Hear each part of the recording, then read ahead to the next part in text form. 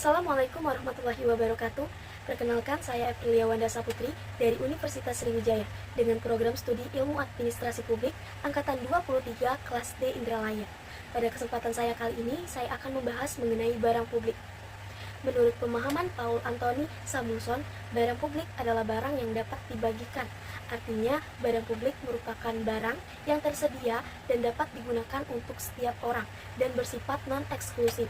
Barang publik didapatkan atau dibayar melalui hasil pungutan pajak dan pinjaman yang dilakukan oleh pihak pemerintahan. Barang publik akan menghasilkan eksternalitas atau yang disebut sebagai spillover effect yang terjadi ketika konsumsi suatu barang berdampak pada masyarakat luas tanpa kompensasi yang sesuai. Eksternalitas bersifat positif dan negatif. Eksternalitas positif memberikan manfaat bagi masyarakat yang tidak dibayar oleh penerima, misalnya vaksinisasi yang dilakukan saat COVID-19, yang dimana berpotensi untuk mengurangi penyebaran penyakit COVID-19. Eksternalitas negatif bersifat merugikan bagi masyarakat yang tidak dikompensasikan oleh pelaku, misalnya polusi udara dari pabrik. Barang publik ini memiliki dua karakteristik utama, yaitu non-rivalry dan non-excludability. Konsepsi non-rivalry artinya sebuah barang dapat dikonsumsi secara bersamaan dalam waktu dan tempat yang sama oleh beberapa pihak tanpa mengurangi atau menghilangkan jumlah yang tersedia untuk dikonsumsi bagi pihak lainnya.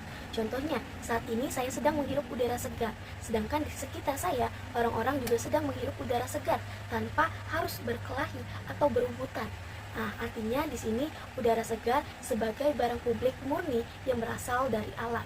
Konsep selanjutnya non-excludability, yang artinya tidak ada pelarangan untuk membatasi orang lain dalam mengonsumsi suatu barang, meskipun mereka tidak membayar dalam mengonsumsi barang tersebut.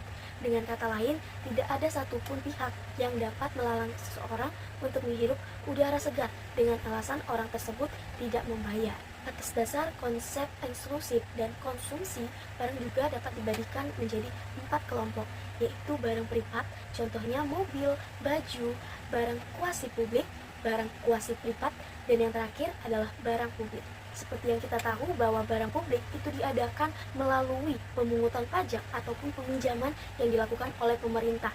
Nah, hal ini pastinya berkaitan dengan administrasi keuangan, baik sektor publik ataupun lembaga swasta.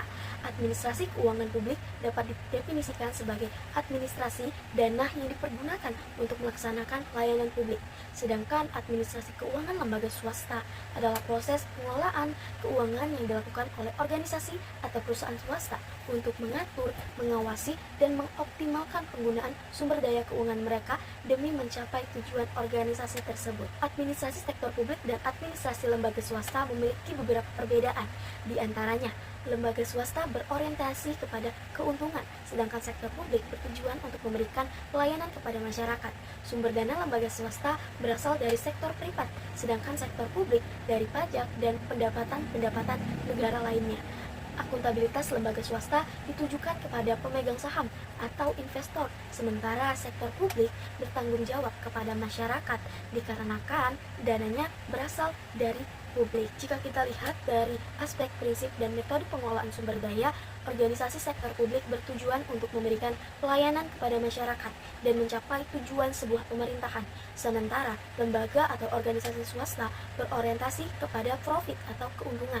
Sektor publik memperoleh dana dari pajak dan pendapatan negara lainnya, sedangkan pada sektor swasta mendapatkan dana dari modal investor, penjualan produk ataupun jasa, dan sumber-sumber komersial lainnya. Organisasi sektor publik cenderung memiliki struktur yang birokratis, kaku, dan hierarkis, sementara pada organisasi swasta bersifat lebih fleksibel dalam struktur organisasinya.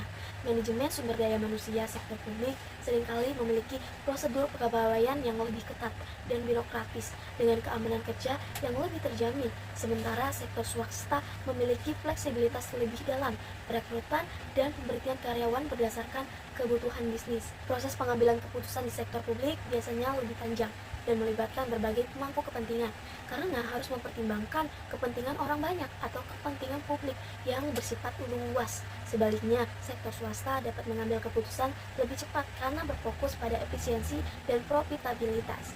Demikian itu saja yang dapat saya sampaikan. Saya ucapkan wassalamualaikum warahmatullahi wabarakatuh. Terima kasih.